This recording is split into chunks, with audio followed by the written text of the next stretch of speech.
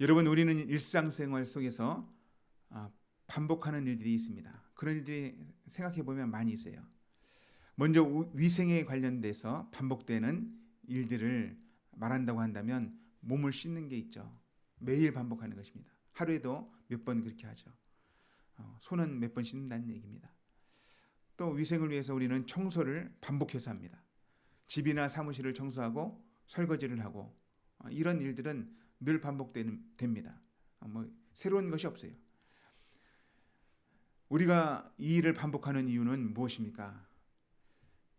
이것이 반복돼서 귀찮다고 생각하면, 그리고 하지 않는다고 생각하면 어떤 일이 벌어질까요? 금방 더러워지고 냄새가 나고, 또 방이라면 청소를 하지 않는다면 먼지가 생기고 곰팡이가 어느덧 생기게 될 것입니다. 그러면 쾌적한 생활을 하지 못하게 되는 거예요. 여러분, 이것은요 외형에만 국한되는 게 아니에요. 우리의 정신과 우리의 마음, 곧 우리의 신앙에도 이런 것이 있다는 것을 알아야 됩니다. 그러니 우리가 일상생활에서 세수를 하듯이 또 청소를 하듯이 우리의 마음과 우리의 신앙을 살펴야 된다는 거예요. 이것을 하지 않을 때는 우리의 신앙은 문제가 생기기 마련입니다. 우리는 우리 자신의 믿음을 반복해서 말씀으로 점검해야 됩니다. 그리고 하나님 앞에 기도로 나가야 됩니다. 그래서 새롭게 하는 일을 반복적으로 하지 않으면 우리의 신앙은 반드시 문제가 생겨요. 다시 한번 얘기하지만 그렇습니다. 믿음의 병이 생기고 영적 악취가 내고 영적 곰팡이가 피는 것이죠. 그래서 호세아 선지자는요, 호세아서 10장에 하느님의 말씀을 이렇게 전해 주었습니다. 호세아 10장 12절 13절 말씀을 같이 한번 보겠습니다. 같이 읽어봅니다. 너희가 자기를 위하여 공의를 심고 인애를 거두라. 너희 묵은 땅을 기경하라. 지금이 곧 여호와를 찾을 때니 마침내 여호와께서 오사 공의를 빛처럼 너희에게 내리시리라. 너희는 악을 바꿔라. 죄를 거두고 거짓 예매를 먹었나니 이는 내가 내 길과 내 용사의 많음을 의뢰하였음이라. 여러분, 이 말씀이 무슨 말씀입니까? 너희가 너희를 위하여, 너희 자신을 위해서 공의를 심으라고 말합니다. 공의의 씨를 심으라고 말합니다. 그리고 사랑의 열매, 인애의 열매를 거두라고 말합니다. 그렇게 하기 위해서 너희들의 묵은 땅을 기경하라.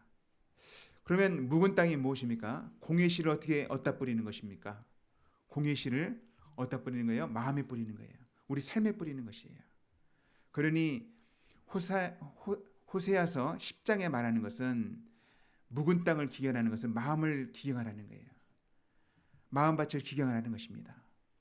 그렇게 기경해서 공의를 심을 때, 삶 속에서 공의를 심을 때, 정의를 심을 때 하느님을 찾을 수 있고 만날 수 있고 하나님이 주시는 은혜를 받을 수 있다는 것입니다. 그리고 13절 말씀에는 어떻게 말합니까? 너희는 이전에는 악을 밭에다 심었다는 거예요. 그리고 죄의 열매를 거둬서 먹었다는 것입니다. 죄를 거두고 죄의 열매를 먹었다. 근데 그것이 무엇인지 구체적으로 알려주고 있습니다. 그것이 무엇입니까? 네가 너의 길을 주장했던 것이다. 그리고 용사를 많이 의지했던 것이다. 용서의 많음을 의지했다는 거예요. 용서의 많음을 의지해서 하나님을 의지하지 않았다는 것이죠. 그래서 하나님께서는요, 호세아를 통하여 진짜 하나님께서 기뻐하는 믿음이 무엇인지 알려주는 것입니다. 은혜를 얻는 방법이 무엇인지 알려주는 거예요. 하나님을 의지하라는 것입니다. 마음을 기경하라는 것입니다. 여러분, 신약성경 갈라디아서도 이렇게 말합니다. 자기의 육체를 위하여 심는 자는 육체로부터 썩어질 것을 거두고 성령을 위하여 심는 자는 성령으로부터 영생을 거두리라. 그래서 이 말씀을 통해서 우리가 알 수 있는 것은요, 우리가 육체적으로 날마다 씻는 것처럼 영적으로도 정신적으로도 신앙적으로도 우리가 말씀을 통해서 씻어야 된다는 거예요. 기도를 통해서 하나님 앞에 나가야 된다는 것입니다. 그래서 하나님을 위하여 성령의 은혜를 가지고 나갈 때 우리는 영원한 것을 거두게 될 줄로 믿습니다. 여러분, 성경 말씀은요, 이와 같이 잘못된 믿음, 잘못된 삶을 버리라고 알려줍니다. 하나님을 믿는다고 하면서 다른 것을 더 의지하거나 옛날에 내가 이렇게 잘 믿었지 이런 생각을 하고 살지 말라는 것입니다. 옛날에 하나님께서 우리를 구원하셔서 우리의 조상들은 믿음의 사람들이야. 그러므로 우리는 하나님의 백성이야. 이런 종교적인 생각과 그런 마음을 갈아엎으라는 것입니다. 헛된 자신감 버리라는 것입니다. 이것은 착각이고 게으름일 뿐이에요. 아버지가 잘 믿었으니, 할아버지가 잘 믿었으니, 믿음의 대대 가문이니 나는 괜찮을 거야. 이것은 착각이라는 것입니다. 설거지를 하지 않고 청소를 하지 않으면서 예전에 내가 청소했으니까, 옛날 때 내가 청소했으니까 깨끗할 거야. 이렇게 생각하는 것과 같다는 거예요. 여러분, 우리는 어제까지 요시야 왕이 어떻게 종교개혁을 했는지 살펴봤습니다. 그는 하나님의 말씀을 이루기 위해서 종교개혁을 했어요. 하나님의 말씀을 이루기 위해서. 요시야 왕은 8세의 왕이 되었지만 26세에 하나님의 말씀을 듣고 그는 마음을 찢듯이 옷을 찢었고 정말 마음도 찢었습니다. 그래서 그는 말씀대로 개혁을 했고 자기만 바른 신앙을 가려고 했던 게 아니라 온 백성들과 함께 그 신앙을 가려고 노력을 했습니다. 그래서 그 나라에 있는 우상들을 타파하고 우상 숭배를 했던 제사장들도 다 없애버렸습니다. 도망치게 했습니다. 가버리게 했습니다. 그리고 하나님의 편에 서서 하나님의 뜻이 무엇인지 정확하게 알았어요. 여러분, 예레미야라는 선지자는요, 요시야 왕 14년째 선지자로 활동을 해요. 그리고 끝까지 선지자 활동을 합니다. 남유다 왕국이 망할 때까지. 그 선지자가 외쳤던 게 있어요. 그 외침이 무엇입니까? 옛날 조상들이 의지했던 이집트를 의지하지 말고 바벨론에게 항복하라. 이런 메시지가 계속 전파됐어요. 바벨론은 하나님이 던지는 막대기다. 그러니 이집트 편을 들지 말라. 요시야 왕은 그 말씀을 알아들었을 거예요. 그래서 그는 이집트와 바벨론이 싸우려고 할 때 그는 이집트를 대적합니다. 전쟁하러 나갔다가 그는 순교자적인 죽음을 하는 거예요. 그의 인생은 그렇게 길지 않았지만, 그리고 전쟁터에 나가서 죽었지만 그의 인생은 헛되지 않은 죽음이었습니다.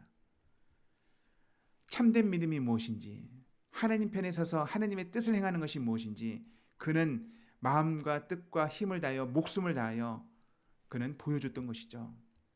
그렇다면 그의 아들들은 어떻게 해야 됩니까? 그 아들들이 그 다음에 왕이 되는데 어떻게 해야 되는 거예요? 아버지의 신앙의 본을 따라서 나가야 되는 거 아닙니까? 아버지가 말씀을 의지해서 종교개혁했을 때 나라는 깨끗해지고 하나님의 은혜는 임하고 예배가 회복되고 백성들이 환호하며 신앙이 개혁되었잖아요. 그것을 다 봤잖아요. 그들은 8살 때 왕이 된 게 아니에요. 그들은 23살에 왕이 되고 25살에 왕이 됩니다. 근데 아버지가 다 보여줬는데 그 길을 가지 않습니다. 오늘 본문 말씀 같이 한번 읽어봅니다. 31절 32절입니다. 31절 32절 같이 있습니다. 여호아하스가 왕이 될 때에 나이가 23세라. 예루살렘에서 석 달간 다스리니라. 그의 어머니의 이름은 하모달이라. 림나 예레미야의 딸이더라. 여호아하스가 그의 조상들의 모든 행위대로 여호와 보시기에 악을 행하였더니. 네, 여기까지 32절까지만 있습니다. 예, 요시야 왕이 죽자 그의 아들 여호아하스가 왕이 됩니다. 그의 이름이 여호아하스예요. 뜻이 무엇입니까? 하나님께서 붙잡아 주신다. 그러니 그는 하나님을 붙잡고 의지했어야 돼요. 하나님만을 의지했어야 돼요. 그는 23살에 왕이 되었습니다. 근데 아버지가 했던 대로 하나님만을 붙잡는 일을 하지 않아요. 그는 악을 행했습니다.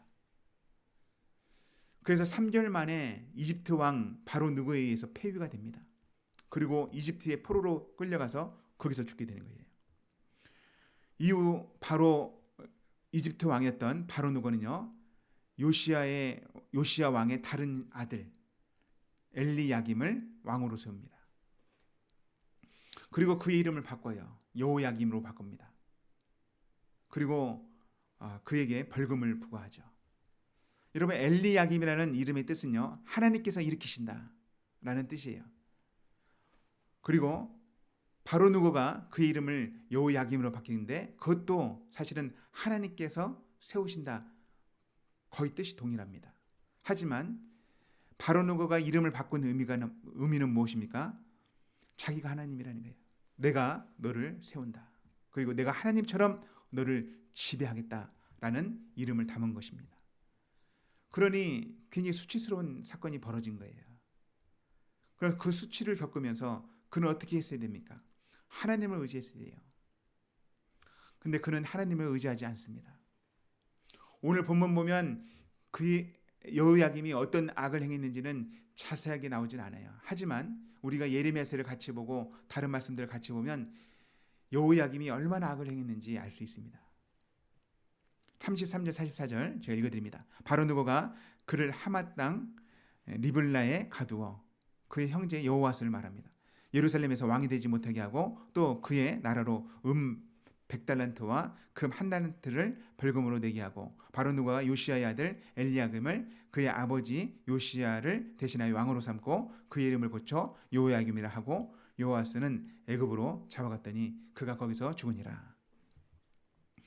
그리고 나서요 35절부터 보면 여호야김이 왕이 되었을 때 그 벌금을 성실하게 냅니다. 35절 여호야김이 은과 금을 바로에게 주니라. 그가 바로 누구의 명령대로 그에게 그 돈을 주기 위하여 나라에 부과하되 백성들 각 사람의 힘대로 액수를 정하고 은금을 징수하였더라.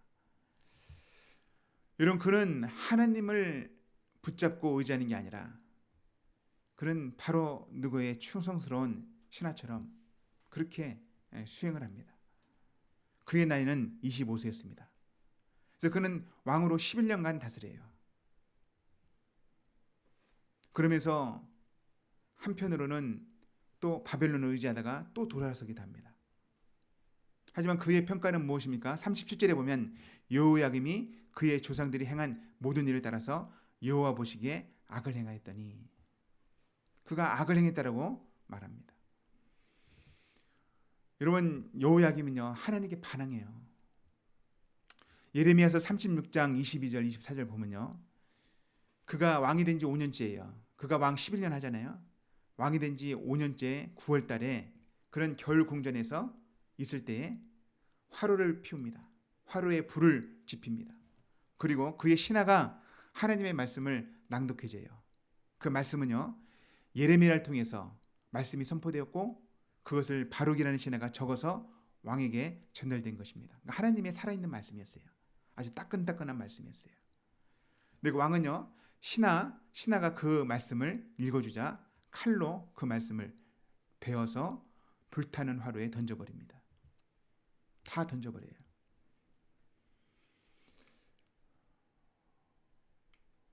예, 말씀을 같이 한번 읽어보죠. 예, 예레미야 36장 22절 22절에서 24절 말씀 같이 한번 읽어봅니다.